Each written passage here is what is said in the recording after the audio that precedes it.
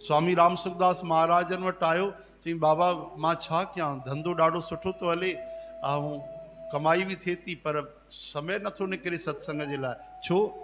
चई बाबा पंहिंजे लाइ त थी वियो आहे, पोइतियों जे लाइ। चई भाई कमाल तो करे, तोखे एॾो घटि पैसो आहे छा? घणो पैसो अथई, तुंहिंजी पीढ़ी वेही करे खाई सघंदी?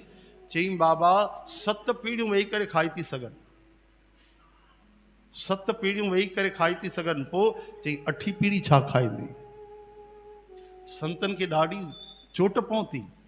संत अहिड़ी वाणी न चवंदा आहिनि, लेकिन उन संतनि उन्हनि खे चई छॾियो, छो भाई तुंहिंजी 8 पीढ़ी जेकी आहे विकलांग पैदा थींदी, बिना हथनि पेरनि जे पैदा थींदी, सूरदास पैदा थींदी। चई बाबा ईअं कीअं था चओ, त तूं ईअं कीअं थो करे?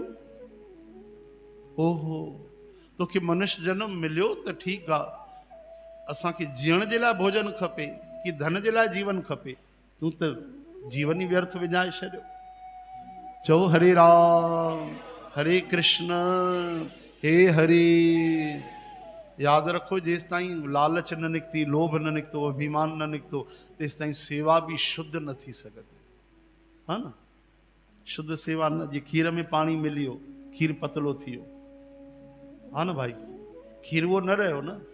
किलो खीर में 2 किलो पाणी मिलाए छॾियो त खीर वो काथे रहियो? खीर अशुद्ध ई न थी वियो, पाणी भी अशुद्ध थी वियो। हाणे तव्हां पाणी भी पाणी जे रूप में न पी सघंदव, ॿई अशुद्ध थी विया। ईअं असां संसार भी विञाईंदा आहियूं, परमार्थ भी विञाईंदा आहियूं। श्री कृष्ण